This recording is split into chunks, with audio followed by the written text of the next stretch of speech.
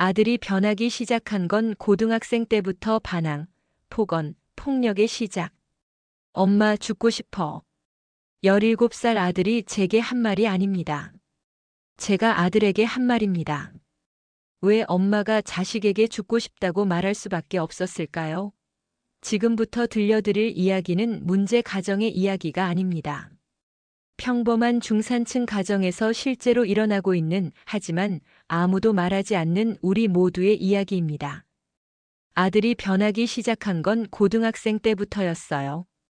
반항, 폭언, 그리고 폭력. 이 모든 게 어떻게 시작됐는지, 그리고 한 엄마가 어떻게 무너져 갔는지 지금부터 말해드릴게요. 일부. 눈빛이 달라졌습니다. 처음 변화를 느낀 건 고등학교 입학하고 한 달쯤 지났을 때였어요. 엄마 학교 어때? 라고 물었을 때 돌아오는 대답이 달랐습니다. 예전 같으면 오늘 수학 시험 봤는데 어려웠어. 친구들이랑 점심 같이 먹었어. 이런 소소한 이야기들을 해주던 아이가 그저 그냥이라는 한마디로 모든 대화를 끝내버리기 시작했어요. 그때는 사춘기련이 했습니다. 고등학생이 됐으니 말수가 줄어들 수도 있다고 생각했죠. 하지만 무언가 달랐어요. 아이의 눈빛이요. 예전엔 제 눈을 보고 말하던 아이가 어느 순간부터 제 눈을 피하기 시작했어요.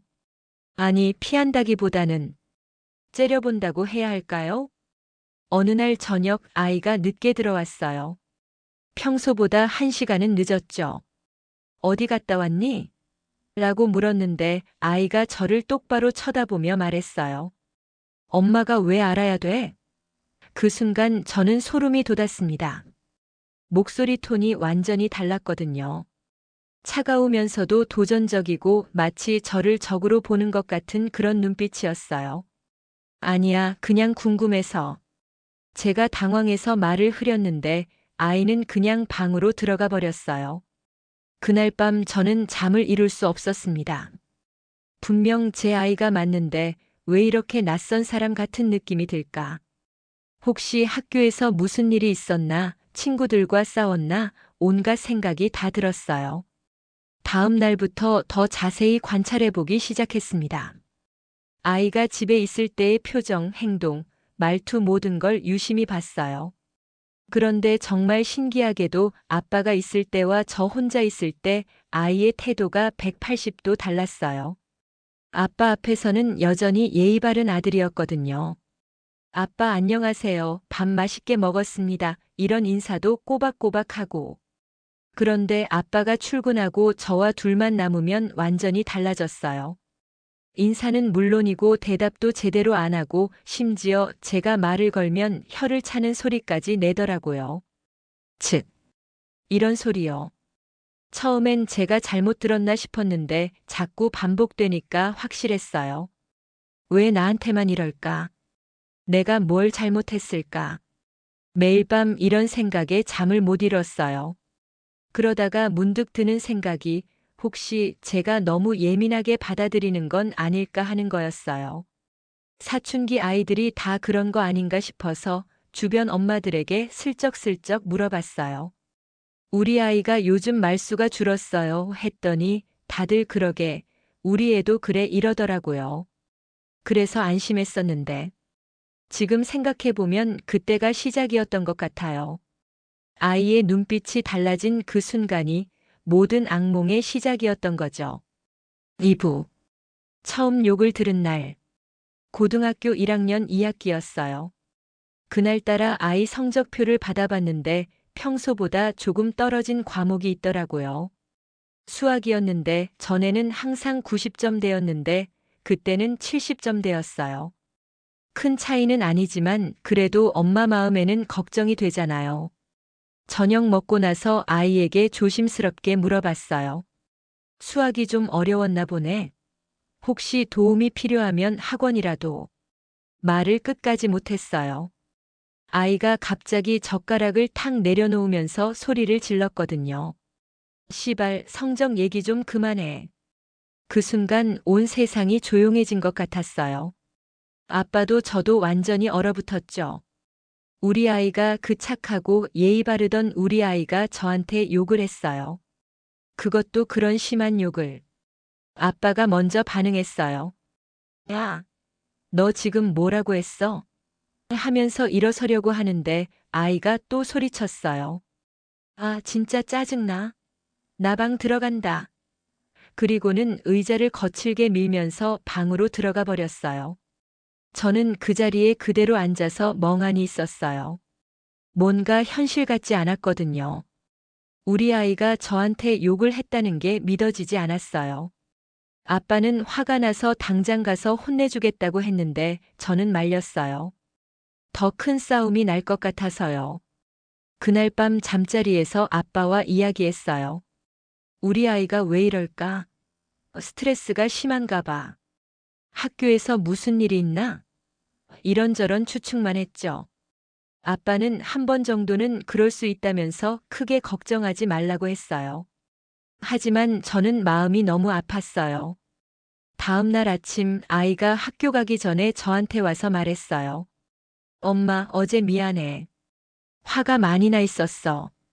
그때는 정말 다행이라고 생각했어요.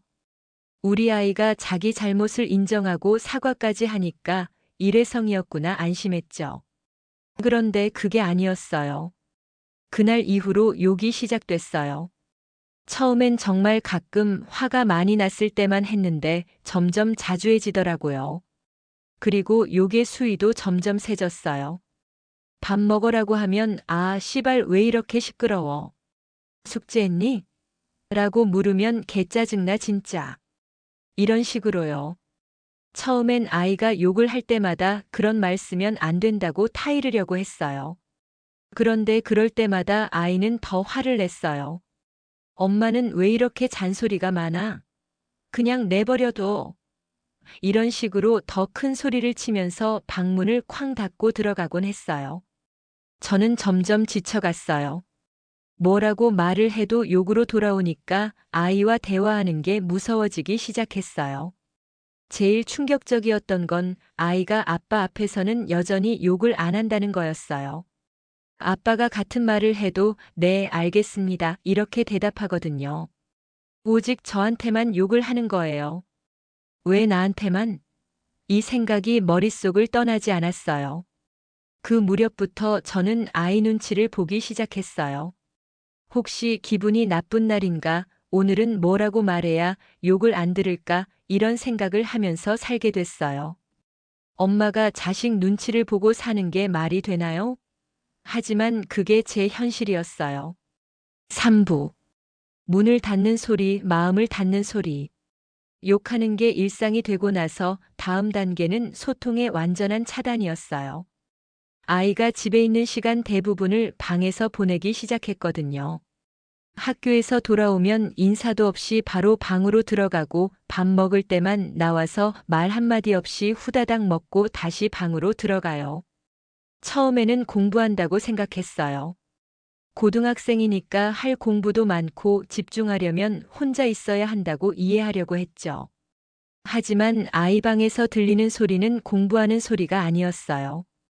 게임하는 소리, 음악 듣는 소리, 폰으로 누군가와 통화하는 소리. 그런 소리들이었어요. 밥 먹자고 부르면 조금 이따 가요라고 대답은 해요. 하지만 1시간이 지나도 안 나와요. 다시 부르면 아, 알겠다고요. 하면서 짜증을 내죠. 그러다가 결국 나와서는 밥을 먹는데 그때도 휴대폰을 보면서 먹어요. 밥 먹을 때 휴대폰 그만 봐라고 하면 아이는 휴대폰을 탁 내려놓고 말없이 밥만 먹어요. 그런데 그 표정이 얼마나 인상을 쓰고 있는지 저는 더 이상 말을 꺼낼 수가 없었어요. 밥상이 완전히 조용해져서 숟가락 소리만 들리는 그런 어색한 분위기가 됐죠. 제일 힘들었던 건 대화가 완전히 끊어진 거예요. 예전에는 아이가 학교에서 있었던 일이라도 가끔 얘기해 줬는데 이제는 정말 필요한 말 외에는 아무것도 안 해요. 내일 체육복 가져가야 하는데 세탁됐어요? 용돈 좀 주세요. 이런 용무만 있을 때만 말하는 거예요. 저는 그래도 대화를 이어가려고 노력했어요. 오늘 학교는 어땠어? 친구들은 잘 지내? 요즘 뭐가 재미있어? 이런 질문들을 계속 던졌죠. 하지만 돌아오는 대답은 항상 똑같았어요. 그냥요. 별로요. 모르겠어요. 그러다가 어느 날 아이가 저한테 이렇게 말했어요. 엄마, 저한테 그런 질문 안 해주셨으면 좋겠어요. 대답하기 힘들어요. 처음에는 뭔 소리인가 했는데 아이가 계속 설명하더라고요. 그냥 혼자 있고 싶어요. 엄마랑 대화하는 게 부담스러워요. 그 말을 듣는 순간 가슴이 무너지는 것 같았어요. 제 아이가 저와의 대화를 부담스러워한다니. 저는 그냥 관심을 보이고 싶었을 뿐인데 아이에게는 그게 부담이었던 거예요. 그날 이후로 저는 정말 말을 안 걸었어요. 아이가 원한다니까 혼자 있게 해주자고 생각했죠. 그런데 그게 더 큰 문제였어요. 집안이 완전히 조용해진 거예요. 아이는 방에만 있고 저는 거실에서 혼자 텔레비전을 보고 가족이 한 집에 살면서도 며칠씩 대화를 안 하는 날들이 생겼어요. 남편이 퇴근해서 돌아오면 그제서야 집에 사람 사는 소리가 났어요. 아이도 아빠가 오면 방에서 나와서 인사하고 간단한 대화도 나누거든요. 하지만 남편이 없으면 다시 조용해지죠. 어느 날 밤 남편한테 털어놨어요. 우리 아이가 나를 피하는 것 같아. 대화하기 싫어한대. 남편은 사춘기라서 그런 거야. 조금 기다려봐라고 했어요. 하지만 저는 이게 단순한 사춘기가 아니라는 걸 느끼고 있었어요. 뭔가 더 깊은 문제가 있다는 걸요. 그리고 정말로 더 큰 문제가 기다리고 있었어요. 사부. 밥상 앞에서 맞은 첫 번째 손찌검. 고등학교 2학년이 된 어느 날이었어요. 그날따라 아이가 평소보다 더 늦게 밤 10시가 넘어서 집에 들어왔어요. 저녁도 안 먹고 그냥 방으로 들어가려고 하더라고요. 어디 갔다 왔니? 밥은 먹었어? 평범한 질문이었어요. 엄마로서 당연히 할 수 있는 질문이죠. 그런데 아이가 갑자기 돌아서면서 소리를 질렀어요. 아, 진짜. 왜 이렇게 간섭해요? 제발 좀 내버려둬요. 목소리가 너무 커서 깜짝 놀랐어요. 그래서 저도 모르게 소리 좀 작게 해. 아빠 깨겠다고 말했어요. 남편은 일찍 잠자리에 들었거든요. 그 순간이었어요. 아이의 표정이 완전히 돌변했어요. 지금까지 본 적 없는 무서운 표정이었어요. 그리고는 저한테 다가오더니 갑자기 제 어깨를 세게 밀었어요. 엄마가 뭔데 나한테 명령해. 저는 뒤로 비틀거렸어요. 그리고 균형을 잃고 뒤에 있던 의자에 부딪혔죠. 다행히 크게 다치지는 않았지만 충격이 너무 컸어요. 우리 아이가 저를 밀었다는 게 믿어지지 않았거든요. 너 지금 뭐 한 거야? 제가 떨리는 목소리로 물어보니까 아이가 더 화를 냈어요. 밀기만 했는데 뭐? 맞기나 했어요. 그리고는 방으로 들어가서 문을 쾅 닫아버렸어요. 저는 그 자리에 주저앉아서 한참을 울었어요. 충격과 슬픔과 분노가 뒤섞여서 머릿속이 하얘졌어요. 남편을 깨워서 이야기해야 하나 고민했어요. 하지만 남편이 알면 아이와 큰 싸움이 날 게 뻔했어요. 그래서 그냥 혼자 참기로 했죠. 하지만 그게 잘못된 선택이었어요. 다음 날 아침 아이는 아무 일도 없었다는 듯이 학교에 갔어요. 사과도 없고 미안하다는 말도 없었어요. 저는 하루 종일 어제 일을 생각하면서 혼란스러웠어요. 내가 뭘 잘못했을까? 아이를 너무 간섭했나? 자꾸 제 탓으로 돌리게 되더라고요. 그런데 그게 시작이었어요. 그 후로 아이의 폭력이 점점 심해졌거든요. 처음에는 밀기만 했는데 나중에는 제 팔을 잡고 흔들거나 소리를 지르면서 위협하기 시작했어요. 어느 날은 제가 숙제는 했니? 라고 물어봤다가 아이한테 팔을 꽉 잡혔어요. 너무 세게 잡아서 며칠 동안 멍이 들어 있었죠. 엄마 정말 짜증나니까 말 걸지 마요라고 하면서 제 팔을 비틀더라고요. 그때 처음으로 진짜 무서웠어요. 우리 아이가 저한테 해를 가할 수도 있다는 생각이 든 거예요. 하지만 여전히 남편한테는 말하지 못했어요. 우리 가족이 정상적인 가족이 아니라는 걸 인정하기 싫었거든요. 그리고 무엇보다 아이가 아빠 앞에서는 여전히 착한 아이였어요. 남편이 있을 때는 절대 저한테 손을 대지 않았거든요. 그래서 남편한테 말해봤자 믿지 않을 것 같았어요. 우리 아이가 그럴 리 없어라고 할 게 뻔했죠. 그렇게 저는 혼자서 아이의 폭력을 견뎌내기 시작했어요. 매일 조마조마하면서 아이가 언제 또 화를 낼지, 언제 또 저한테 손을 댈지 두려워하면서 살았어요. 오부. 이웃 눈치, 가족의 침묵. 아이의 폭력이 심해지면서 제일 무서웠던 건 이웃들이 알게 될까봐 하는 걱정이었어요. 아이가 소리를 지를 때면 목소리가 너무 커서 옆집에까지 들릴 것 같았거든요. 개소리 하지 마. 진짜 짜증나. 이런 소리를 지르면서 문을 쾅쾅 닫거나 물건을 던지는 소리까지 날 때가 있었어요. 그럴 때마다 저는 얼른 아이를 진정시키려고 했죠. 조용히 해, 이웃들이 들어라고 하면 아이는 더 화를 냈어요. 그럼 엄마가 나한테 짜증나게 하지 마요. 하면서 오히려 더 큰 소리를 내더라고요. 어느 날은 정말 심했어요. 제가 아이 방을 정리하다가 담배를 발견한 거예요. 고등학생이 담배를 피운다는 게 충격적이어서 저도 모르게 이게 뭐야? 라고 물어봤어요. 그때 아이가 완전히 폭발했어요. 남의 방 뒤지지 마. 개인 사생활도 없어. 하면서 저한테 소리를 지르더니 갑자기 방 안의 물건들을 집어던지기 시작했어요. 책상 위의 책들, 필통, 심지어 의자까지. 쾅, 쿵. 이런 소리가 계속 났어요. 저는 아이를 말리려고 했는데 아이가 저한테 꺼져. 라고 소리치면서 제 손을 뿌리치더라고요. 그때 제 손목이 벽에 부딪혀서 많이 아팠어요. 그 소리를 듣고 위층에서 발소리가 들렸어요. 아마 뭔 일인가 해서 귀를 기울이고 있는 것 같았어요. 저는 너무 창피하고 무서웠어요. 이웃들이 우리 집 상황을 알게 되면 어떻게 하지? 다음 날 아침 엘리베이터에서 위층 아주머니를 만났어요. 평소보다 조금 이상한 눈으로 저를 보더라고요. 어젯밤에 무슨 일 있으셨어요? 소리가 좀 하면서 넌지시 물어보시는 거예요. 저는 얼굴이 빨갛게 되면서 아이가 화가 나서 사춘기라서요라고 대충 둘러댔어요. 그 아주머니는 그러시구나. 사춘기가 힘들긴 하죠라고 하셨지만 표정이 영 이상했어요. 그 후로 이웃들 시선이 신경 쓰이기 시작했어요. 혹시 우리 집을 문제 가정으로 보는 건 아닐까? 아이가 또 소리를 지르면 어떻게 하지? 이런 걱정 때문에 스트레스가 더 심해졌어요. 남편한테도 결국 털어놨어요. 더 이상 혼자 감당할 수 없었거든요. 우리 아이가 요즘 너무 심해. 나한테 소리 지르고 물건도 던지고. 그렇게 말하니까 남편이 깜짝 놀라더라고요. 뭐?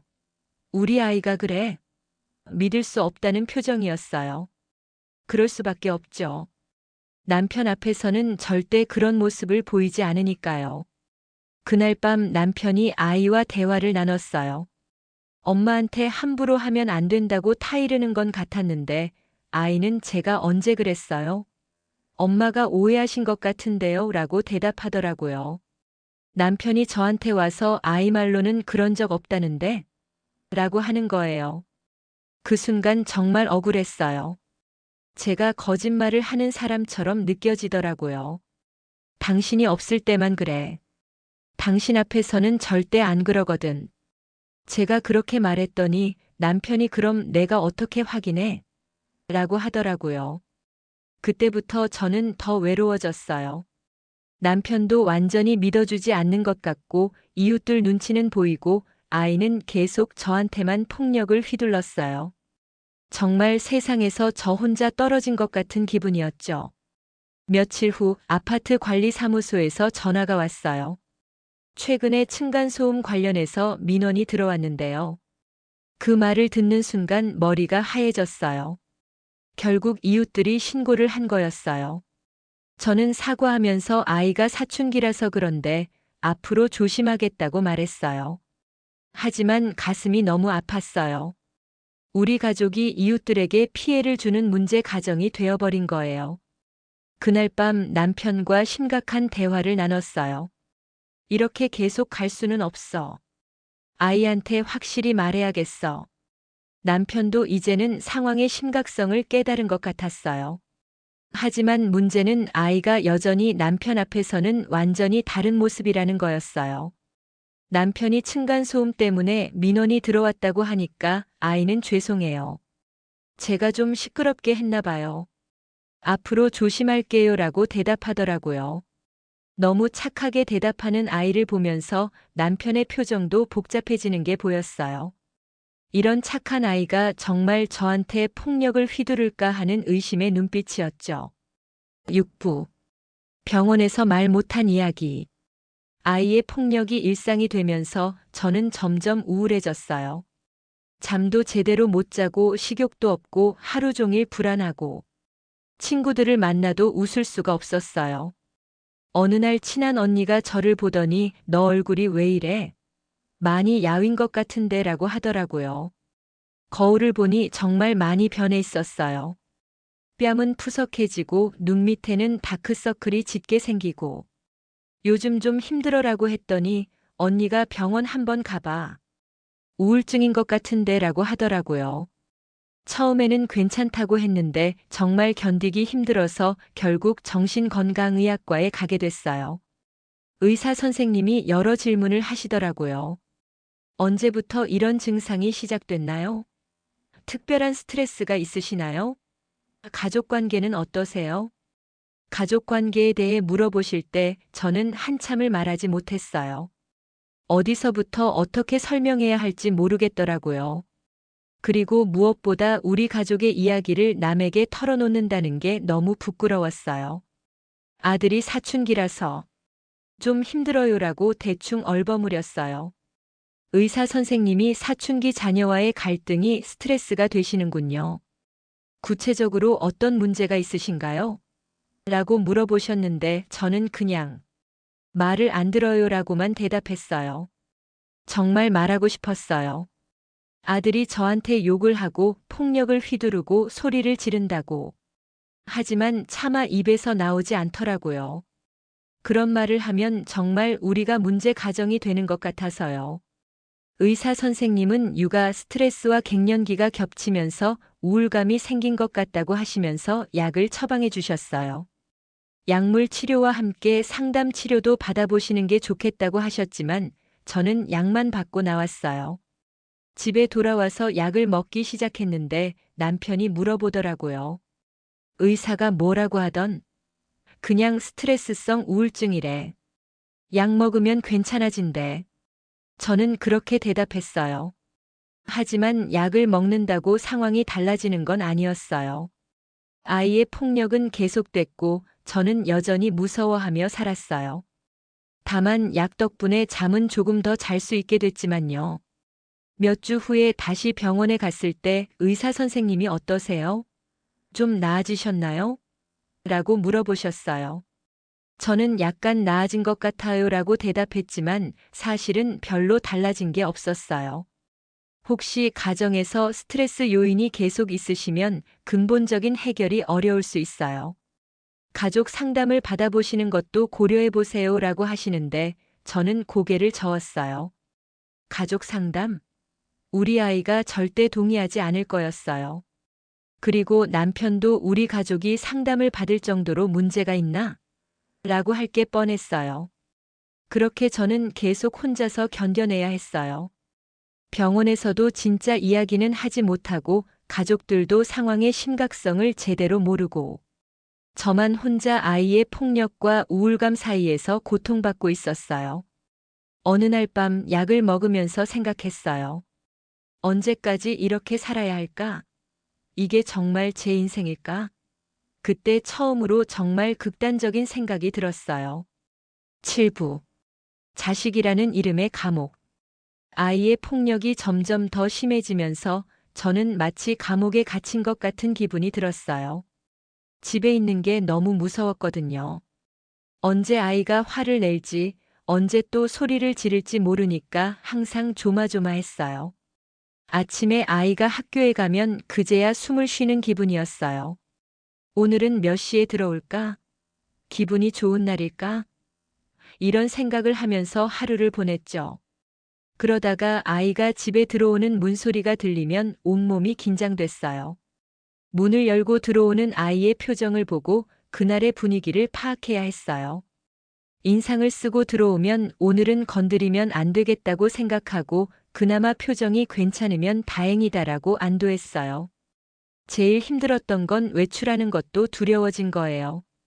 혹시 제가 없는 사이에 아이가 집에 들어와서 화를 내면 어떻게 하지? 저 때문에 기분이 나빠지면 어떻게 하지? 이런 걱정 때문에 집을 비우는 시간이 점점 줄어들었어요. 친구들이 만나자고 해도 다음에라고 미뤘어요. 영화 보러 가자고 해도 쇼핑하러 가자고 해도 항상 아이 일정을 먼저 생각했어요. 아이가 집에 있을 시간에는 절대 외출할 수 없었거든요. 어느 날 친한 언니가 너 요즘 왜 이렇게 안 나와? 혹시 무슨 일 있어? 라고 물어보더라고요. 어떻게 대답해야 할지 모르겠어서 그냥 집에 일이 많아서라고 했더니 무슨 집일이 그렇게 많아? 애들도 다 컸는데라고 하시더라고요. 정말 말하고 싶었어요. 저한테 무슨 일이 일어나고 있는지 얼마나 힘든지. 하지만 차마 우리 아이가 저한테 폭력을 써요라고 말할 수는 없었어요. 너무 부끄럽고 또 믿어줄지도 의심스러웠거든요. 그렇게 저는 점점 고립되어 갔어요. 사람들과의 만남도 줄이고 취미 활동도 포기하고 오직 아이 눈치만 보면서 살았어요. 아이가 기분 좋을 때는 저도 조금 편안했고 아이가 화가 나면 저는 온종일 불안했어요. 남편한테 나는 이제 우리 아이가 무서워라고 말한 적이 있어요. 그랬더니 남편이 무슨 소리야? 내 자식인데 왜 무서워? 라고 하더라고요. 그 말을 듣는 순간 정말 절망적이었어요. 남편도 제 기분을 이해하지 못하는구나. 자식이니까 더 무서운 거야. 다른 사람이라면 피할 수라도 있는데 자식은 평생 함께 살아야 하잖아. 제가 그렇게 말했더니 남편이 한참 생각하더니 아이가 그렇게 심하게 하나? 라고 물어보더라고요. 그때 저는 처음으로 남편한테 구체적으로 말했어요. 아이가 저한테 어떤 욕을 하는지, 어떻게 소리를 지르는지, 어떻게 물건을 던지는지, 그리고 제가 얼마나 무서워하고 있는지. 남편이 충격을 받은 표정이었어요. 정말 그래? 내가 있을 때는 그런 모습을 한 번도. 당신이 없을 때만 그래. 그래서 더 힘든 거야. 그날 밤 남편이 이제 어떻게 해야 할까? 라고 물어보더라고요. 저도 모르겠다고 했어요. 정말 어떻게 해야 할지 막막했거든요. 우리 아이를 어떻게 해야 할까? 이 상황을 어떻게 해결해야 할까? 그때 남편이 전문가의 도움을 받아보자고 제안했어요. 하지만 저는 고개를 저었어요. 아이가 절대 동의하지 않을 거야. 그리고 우리 문제가 밖으로 알려지는 것도 싫어. 결국 우리는 그냥 참고 견디기로 했어요. 시간이 지나면 나아질 거라고, 아이가 성숙해지면 달라질 거라고 믿고 싶어 했어요. 하지만 상황은 더 악화될 뿐이었어요. 8부. 도망치고 싶은 순간들. 고등학교 3학년이 된 아이의 폭력은 더욱 심해졌어요. 대학 입시 스트레스 때문인지 아니면 나이가 들면서 힘이 세져서인지 예전보다 훨씬 무서워졌거든요. 어느 날은 제가 밥 먹으라고 몇 번을 불렀는데 왜 안 나와? 라고 했다가 큰일 날 뻔했어요. 아이가 갑자기 화를 내면서 저한테 다가오더니 제 어깨를 벽에 밀어붙였어요. 엄마, 진짜 나 건드리지 마. 나 지금 공부하고 있다고. 그러면서 제 어깨를 벽에 더 세게 눌렀어요. 숨이 막힐 정도로 힘이 셌어요. 아, 아파. 제가 그렇게 말하니까 아이가 손을 놨는데 그때 제 어깨에 멍이 들었어요. 며칠 동안 아팠죠. 그때 처음으로 생각했어요. 이 집에서 도망치고 싶다. 정말 진심으로 그런 생각이 들었어요. 어디든 상관없으니까 이 집에서 벗어나고 싶었어요. 그날 밤 남편이 잠든 후에 혼자 거실에 앉아서 인터넷을 찾아봤어요. 가정폭력 상담센터, 가족문제 해결 이런 키워드로 검색했죠. 그런데 나오는 내용들을 보면서 더 절망적이었어요. 대부분 남편의 폭력에 관한 이야기들이었어요. 자녀의 폭력에 대한 이야기는 거의 없더라고요. 그나마 있는 것도 어린 아이들의 문제 행동에 관한 것들이었고, 고등학생 자녀가 부모에게 폭력을 휘두르는 경우는 찾기 어려웠어요. 나만 이런 일을 겪고 있는 건가? 다른 사람들은 다 괜찮은 건가? 그런 생각이 들면서 더 외로워졌어요. 몇 달 후에는 정말 심각한 일이 있었어요. 제가 아이 방을 청소하다가 실수로 아이가 아끼는 피겨를 떨어뜨려서 깨트린 거예요. 일부러 한 게 아니라 정말 실수였는데 아이가 완전히 미쳤어요. 엄마가 뭐 하는 거야? 내 물건 왜 건드려? 하면서 저한테 달려들더니 제 팔을 잡고 비틀었어요. 너무 아파서 아야. 소리가 나올 정도였어요. 그리고는 엄마 때문에 내가 스트레스 받아 죽겠어. 엄마만 없으면 다 괜찮을 텐데. 이런 말까지 하더라고요. 그 말을 듣는 순간 정말 심장이 멈추는 것 같았어요. 내가 없으면 괜찮을 거라고. 내가 이 집에서 문제라는 건가? 그날 밤 저는 정말 진지하게 가출을 생각해 봤어요. 잠시라도 이 집을 떠나면 모든 게 평화로워질까? 아이도 스트레스 받지 않고 남편도 편하고 나도 이 고통에서 벗어날 수 있을까? 가방에 옷가지 몇 개를 넣어보기도 했어요. 통장도 확인해보고 혼자 지낼 수 있는 곳이 있나 생각해보기도 했고요. 하지만 결국 실행에 옮기지는 못했어요. 왜냐하면 제가 없으면 정말 이 가족이 평화로워질까 하는 의심이 들었거든요. 아이의 문제가 저 때문일까? 제가 뭘 잘못한 걸까? 이런 생각들 때문에 더 혼란스러웠어요. 그리고 무엇보다 제가 도망치면 이 문제가 해결되는 게 아니라는 걸 알고 있었어요. 아이의 폭력성은 그대로 남아있을 테고 언젠가는 다른 사람에게 향할 수도 있다는 생각이 들었거든요. 하지만 정말 힘들었어요. 매일 아침 눈을 뜰 때마다 오늘도 또 이렇게 살아야 하는구나 하는 생각이 들었어요. 언제까지 이렇게 살아야 할까? 아이가 성인이 되면 달라질까? 아니면 평생 이렇게 살아야 하는 걸까? 그런 절망적인 생각들이 머릿속을 맴돌면서 저는 점점 더 우울해져 갔어요. 구부. 누군가는 말해야 합니다. 변화의 계기는 뜻밖의 곳에서 왔어요. 아이 담임 선생님에게서 전화가 온 거였어요. 어머니, 죄송한데 한번 학교에 오실 수 있을까요? 아이와 관련해서 상담할 일이 있어서요. 가슴이 쿵 떨어졌어요. 혹시 학교에서도 문제를 일으킨 건 아닐까? 아니면 성적이 많이 떨어진 건 아닐까? 학교에 가보니 담임 선생님이 심각한 표정으로 말씀하시더라고요. 아이가 최근에 친구들과 다툼이 있었어요. 그런데 그 과정에서 좀 폭력적인 면을 보인 것 같아서요. 자세히 들어보니 아이가 친구와 의견이 다르다고 해서 그 친구를 밀치고 소리를 질렀다는 거였어요. 다행히 크게 다친 건 아니었지만 상대방 부모가 항의를 했다고 하더라고요. 혹시 집에서 스트레스를 많이 받고 있나요? 아니면 특별한 문제가 있나요? 선생님이 조심스럽게 물어보시는데 저는 어떻게 대답해야 할지 몰랐어요. 그때까지도 저는 우리 가족의 문제를 밖으로 드러내고 싶지 않았거든요. 아니에요. 별다른 문제는 없는 것 같은데. 그렇게 대답했어요. 하지만 선생님이 계속 말씀하시더라고요. 요즘 아이가 수업 중에도 집중을 못하고 짜증을 많이 내는 편이에요. 그리고 친구들과의 관계도 예전만 못하고요. 혹시 상담을 받아보시는 것도 좋을 것 같은데. 집에 돌아와서 그 이야기를 남편한테 했어요. 남편도 충격을 받았죠. 학교에서도 그래? 응, 친구를 밀치고 소리를 질렀대. 그때 남편이 진지하게 말했어요. 이제 정말 뭔가 해야겠어. 이렇게 계속 갈 수는 없어. 며칠 후 용기를 내서 청소년 상담센터에 전화를 걸어봤어요. 상담사분이 친절하게 들어주시더라고요. 어머님 많이 힘드셨겠어요. 이런 상황은 생각보다 많은 가정에서 일어나고 있어요.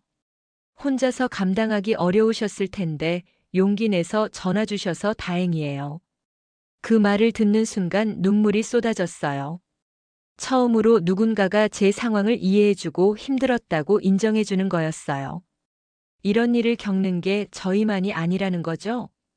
네, 전혀 그렇지 않아요. 청소년기 자녀의 폭력 문제로 상담받으시는 부모님들이 많이 계세요. 상담사분이 말씀하시길 이런 문제는 시간이 지난다고 해서 자연스럽게 해결되는 경우가 거의 없다고 하더라고요. 오히려 방치하면 더 심해질 수 있고 아이 자신에게도 좋지 않다고 했어요.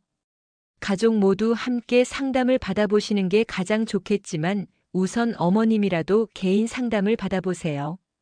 그리고 아이 아버님과도 함께 내 방에서 상담받아 보시고요. 처음으로 희망이 보이는 것 같았어요. 우리만의 문제가 아니구나. 해결할 방법이 있구나. 그날 밤 남편과 진지한 대화를 나눴어요. 이제 정말 전문가의 도움을 받자. 우리만으로는 안 되는 것 같아. 남편도 동의했어요. 다음 주에 남편과 함께 상담센터에 가서 첫 상담을 받았어요. 상담사분이 우리 이야기를 차근차근 들어주시고 아이의 행동 패턴을 분석해 주셨어요. 아이가 어머님에게만 폭력적인 이유가 있어요. 보통 가장 가까운 사람, 가장 안전하다고 느끼는 사람에게 감정을 표출하는 경우가 많거든요. 역설적이지만 엄마를 가장 편안하게 여기기 때문일 수도 있어요. 하지만 그것이 정당화될 수는 없다고 반드시 교정해야 한다고 하셨어요. 그리고 가족 모두가 함께 노력해야 한다고 강조하셨죠. 아이에게 상담받자고 제안하는 건 쉽지 않았어요. 예상대로 거부감을 보였거든요. 나 정신병자 아닌데 왜 상담을 받아? 하면서 화를 냈어요. 하지만 이번에는 남편이 나섰어요. 이건 너를 위한 거야. 학교에서도 문제가 생겼고 이런 식으로는 안 된다. 아빠가 단호하게 말하니까 아이도 어쩔 수 없이 동의했어요. 이건 가족 문제가 아닙니다. 지금 이 이야기를 들으시는 분들 중에 혹시 비슷한 상황을 겪고 계신 분이 있으실까요? 저는 이 이야기를 하면서 계속 강조하고 싶었던 게 있어요. 이건 가족 문제가 아니라는 거예요. 우리가 특별히 문제가 있는 가족이어서 일어난 일이 아니라는 거죠. 상담을 받으면서 알게 된 사실이에요. 청소년기 자녀의 가정 내 폭력은 생각보다 훨씬 많은 가정에서 일어나고 있다는 거예요. 하지만 대부분의 부모들이 저처럼 혼자 참고 견디고 있어요. 부끄럽다고 생각해서 우리만의 문제라고 생각해서요.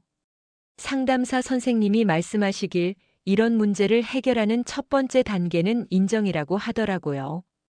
우리에게 도움이 필요하다는 걸 인정하는 거요.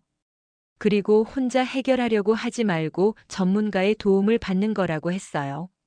저희는 지금 가족 상담을 받고 있어요. 아직 완전히 해결된 건 아니지만 조금씩 나아지고 있어요. 아이도 자신의 감정을 표현하는 다른 방법을 배우고 있고, 저도 아이와 소통하는 새로운 방법을 익히고 있어요. 가장 중요한 건 이제 저 혼자가 아니라는 거예요. 남편도 상황을 정확히 이해하게 됐고 전문가의 도움도 받고 있고 무엇보다 이런 일을 겪는 게 저희만이 아니라는 걸 알게 됐어요. 저는 왜 이 이야기를 하게 됐을까요? 몇 달 전 아파트 엘리베이터에서 한 엄마를 만났어요. 얼굴에 멍이 있더라고요. 넘어져서 다쳤다고 하시는데 뭔가 이상했어요. 그 표정이, 그 눈빛이 예전에 저와 너무 닮아 있었거든요. 며칠 후 그 집에서 아이가 소리 지르는 소리가 들렸어요. 엄마가 뭔데? 진짜 짜증나? 이런 소리들이요. 그 순간 저는 알았어요. 그 엄마도 저와 같은 일을 겪고 있다는 걸. 용기를 내서 그 엄마에게 조심스럽게 물어봤어요. 혹시 힘드신 일 있으세요?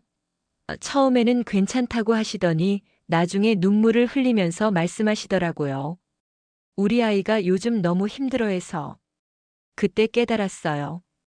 이런 일을 겪고 있는 부모들이 정말 많구나. 하지만 모두들 혼자 참고 견디고 있구나.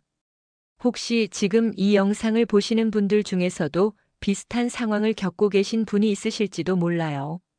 자녀가 욕을 하거나 소리를 지르거나 심지어 손을 대는 일이 있으실지도 몰라요. 그런 분들께 꼭 말씀드리고 싶어요. 이건 절대 당신 잘못이 아니에요. 당신이 부모로서 부족해서 일어나는 일이 아니에요. 그리고 혼자 감당하실 필요도 없어요. 청소년기 자녀의 폭력 문제는 전문적인 도움이 필요한 일이에요. 시간이 지나면 자연스럽게 해결될 거라고 기대하지 마세요. 오히려 더 심해질 수 있어요. 용기를 내서 도움을 요청하세요. 청소년 상담센터, 가족 상담센터, 정신건강복지센터 등 도움을 받을 수 있는 곳들이 있어요. 전화 한 통화로 시작할 수 있어요. 그리고 주변에 이런 상황을 겪고 있는 분이 있다면 따뜻한 관심을 보여주세요. 혼자 참지 마세요. 도움을 받을 수 있어요 라고 말해주세요. 저도 아직 완전히 해결되지 않았어요. 상담을 받으면서 조금씩 나아지고 있지만 여전히 어려운 순간들이 있어요. 하지만 이제는 희망이 있어요. 혼자가 아니라는 것만으로도 큰 힘이 되거든요. 마지막으로 하고 싶은 말이 있어요. 이 문제는 개별 가정의 문제가 아니에요. 우리 사회 전체가 관심을 가져야 할 문제예요. 청소년들의 스트레스와 분노를 건강하게 해소할 수 있는 방법들이 더 많이 필요해요. 그리고 이런 상황을 겪는 가족들을 도울 수 있는 시스템도 더 체계적으로 만들어져야 해요. 무엇보다 이런 일을 겪는 부모들이 더 이상 혼자 참고 견디지 않았으면 좋겠어요. 부끄러워할 일이 아니에요. 도움을 요청하는 것이 용기예요. 혹시 지금 저와 비슷한 상황에 있으신 분이 계시다면 제가 드리고 싶은 말은 이거예요. 당신은 혼자가 아닙니다. 당신의 잘못이 아닙니다. 그리고 반드시 해결할 수 있습니다. 저는 오늘도 아이와 함께 상담을 받으러 갑니다. 완전한 해결까지는 시간이 더 필요하겠지만 이제는 두렵지 않아요.